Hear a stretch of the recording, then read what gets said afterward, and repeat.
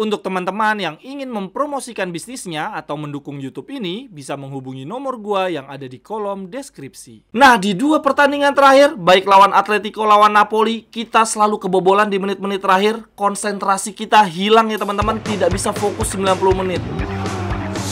Cerewetan ceking kita, nyerewetin apa aja.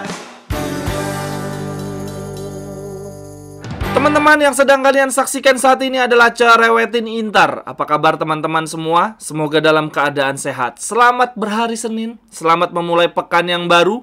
Dini hari tadi, Giornata ke-29, tim kesayangan kita menghadapi tim tamu, sang juara bertahan ya, peraih Scudetto musim lalu, Napoli. Tetapi sayangnya hasilnya mengecewakan. Ya, walaupun di pertandingan ini kita tidak kalah sih, tetapi tentu saja menurut gue ini adalah sebuah kemunduran ya. Mengingat sebelumnya, di partai-partai sebelumnya, kita selalu bisa sapu bersih, selalu bisa menang melawan tim-tim yang secara klasemen berada di atasnya Napoli.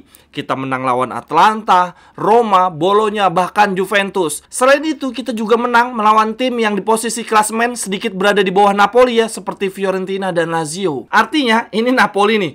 Tim-tim yang ada di atasnya kita kalahin, tim yang ada di bawahnya kita kalahin. Giliran melawan Napoli, hasilnya malah seri di kandang sendiri. Kelihatan banget ya teman-teman, dari sisi mental kita masih terpuruk, kita masih hancur lebur, belum bangkit. Dari raut wajah, kemudian gestur, terlihat banget. Masih ada beberapa pemain yang kayak kehilangan tujuan, kayak lemes banget mainnya. Yang efeknya teman-teman, di pertandingan dini hari tadi, melawan Napoli, kita sering banget bikin technical error ya. Build up-nya tidak lancar, sering salah umpan, finishingnya juga sangat amat buruk. Selain itu, yang paling menyebalkan di partai lawan Napoli adalah gua mulai melihat lagi gestur-gestur marah dari Barella ya, ketika temennya salah umpan atau salah mengambil keputusan. Padahal gestur Barella yang seperti itu udah mulai jarang banget terlihat di musim ini. Nah, yang lebih menyedihkan lagi teman-teman, di partai lawan Napoli dini hari tadi, gua melihat Bastoni sekitar 2 atau 3 kali melakukan gestur seperti Barella ya, marah-marah ketika temennya salah umpan atau salah ambil keputusan. Jadi di pertandingan tadi malam, gue melihat beberapa pemain kunci kita, pemain pilar kita benar-benar kena mental gara-gara kalah lawan Atletico ya, gara-gara tersingkir dari babak 16 besar Liga Champions. Kemudian yang lebih parah lagi, menurut gue ada satu sosok yang performanya buruk ya, bahkan di 2 pertandingan terakhir, bukan cuma di partai lawan Napoli, yaitu pelatih kita Simone Inzaghi.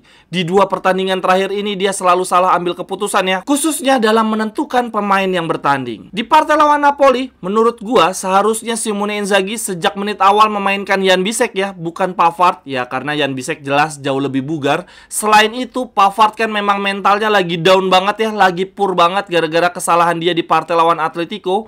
Dan terlihat lagi nih, di partai lawan Napoli dia belum bangkit, dia underperform. Lalu selain itu, menurut gua Mkhitaryan tidak seharusnya bermain 90 menit, kasihan gila. Dia capek banget, itu mukanya pucat banget teman-teman. Kayaknya di weekend ini bisa-bisa dia meninggoy anjir saking kecapeannya. Dalam situasi kita yang sedang tidak ideal, dalam situasi kepepet begini, Simone Inzaghi lebih memilih memainkan Mkhitaryan ya selama 90 menit dengan risiko dia meninggal di akhir pertandingan karena kecapean, dibandingkan memainkan Barella dengan risiko kena kartu merah. Kalau kayak begini ceritanya, Simone Inzaghi berarti telah melanggar HAM ya. Dia telah mengeksploitasi pekerja di atas umur, pekerja lansia. Kita harus aduin Simone Inzaghi ke Kak Seto sih, nggak bisa kayak gini terus. Nah, di 2 pertandingan terakhir, baik lawan Atletico lawan Napoli, kita selalu kebobolan di menit-menit terakhir. Konsentrasi kita hilang ya teman-teman, tidak bisa fokus 90 menit. Tentu saja jelas dong, faktor penyebab utamanya adalah karena energi kita terkuras. Jadinya kita tidak bisa konsentrasi penuh selama 90 menit. Dan sayangnya, Simone Inzaghi gagal mengantisipasi hal ini ya. Dia gagal melakukan pergantian pemain yang tepat, pergantian pemain yang mampu menjaga konsentrasi dan energi kita tetap terjaga sampai dengan menit akhir pertandingan. Pertandingan tadi malam cenderung berjalan membosankan ya teman-teman. Inter berusaha menguasai jalannya pertandingan, berusaha menekan,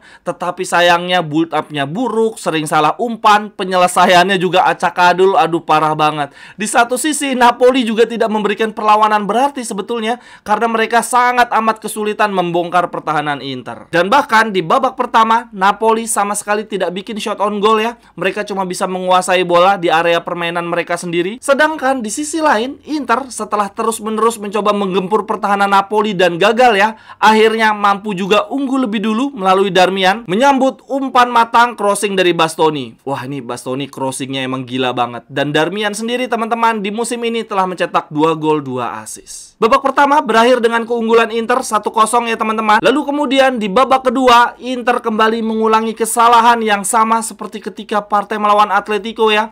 Inter sangat mengendurkan serangan. Untuk di partai lawan Napoli ini entah ya kendurnya apakah karena strategi atau karena kehabisan energi atau karena kehilangan fokus.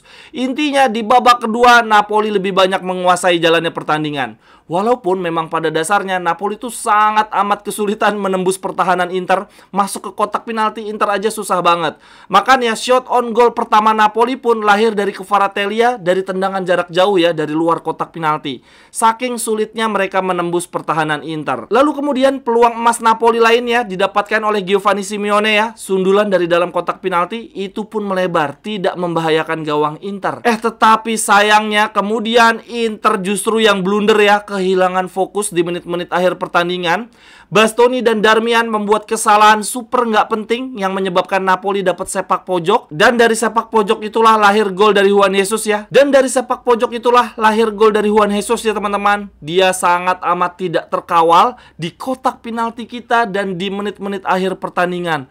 Aduh, ini hal yang jarang bahkan tidak pernah terjadi sebelumnya ya di Inter musim ini. Tetapi kok ini menjelang akhir musim kita malah gampang kebobolan di menit-menit terakhir. Oh ya teman-teman, ngomong-ngomong soal Juan Jesus, dia dapat serangan verbal ya bernada rasisme dari Acerbi. Di tengah pertandingan dia coba ngomong tuh ke wasit, tapi wasit nggak bikin keputusan apa-apa. Dan setelah pertandingan berakhir, Juan Jesus juga bilang bahwa Acerbi telah meminta maaf dan telah memeluk dirinya. Akan tetapi kejadian ini tetap akan diusut oleh Federasi Sepak Bola Italia. Dan kalau benar Acerbi melakukan tindakan berbau rasisme, maka dia akan dihukum 10 pertandingan teman-teman.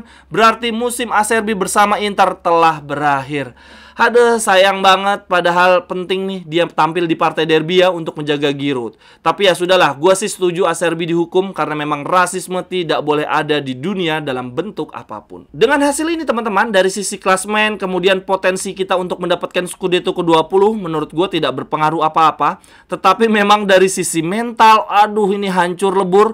Para pemain terlihat kehilangan gairah ya. Ini mainnya kayak nggak ada tujuan lagi. Tetapi untungnya ini sekarang ada jeda internasional ya, international break selama 2 pekan. Semoga ini dimanfaatkan Inzaghi untuk menata ulang moral para pemainnya. Dan di sisi lain teman-teman, kita sebagai pendukung Inter, sebagai fans Inter ya, kita juga tidak boleh lemas-lemas, kita juga tidak boleh berpatah arang ya. Oke deh, kemarin kita memasuki masa duka, kita sedih-sedih masuk goa, tetapi kita tetap harus gigih mendukung Inter. Jangan cuma mau pas menangnya doang.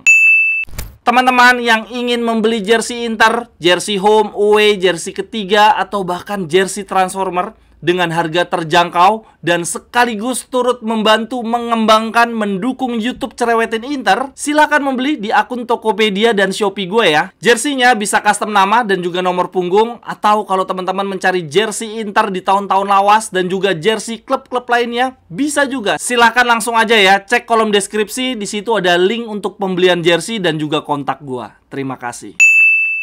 Untuk di pertandingan lawan Napoli, gue punya 3 catatan menarik teman-teman. Catatan menarik yang pertama, 5 pemain kita yang paling banyak berlari mengcover lapangan di partai lawan Napoli adalah Calhanoglu, Mkhitaryan, Thuram, Bastoni, dan Acerbi. Gila teman-teman, ada nama Mkhitaryan. Bahkan di peringkat 2, dia lari mengcover lapangan 11,1 kilo.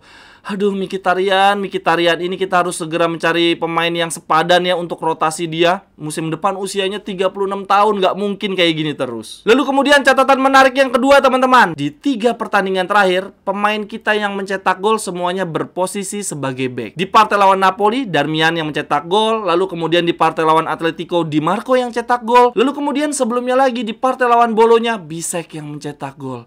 Aduh, ini para penyerang kita kemana ini? Lautaro, Thuram di awal musim sangat amat tajam. Ini memasuki fase akhir musim, mereka berdua malah pancaklik gol ya. Lautaro bahkan mencetak gol terakhir di partai lawan Atlanta, dan setelah itu gagal mengeksekusi penalti 2 kali. Tetapi untungnya lini belakang kita di musim ini sangat amat subur. Lalu kemudian catatan gue yang terakhir adalah untuk wasit yang sangat amat jelek memimpin pertandingan ya, khususnya di babak kedua.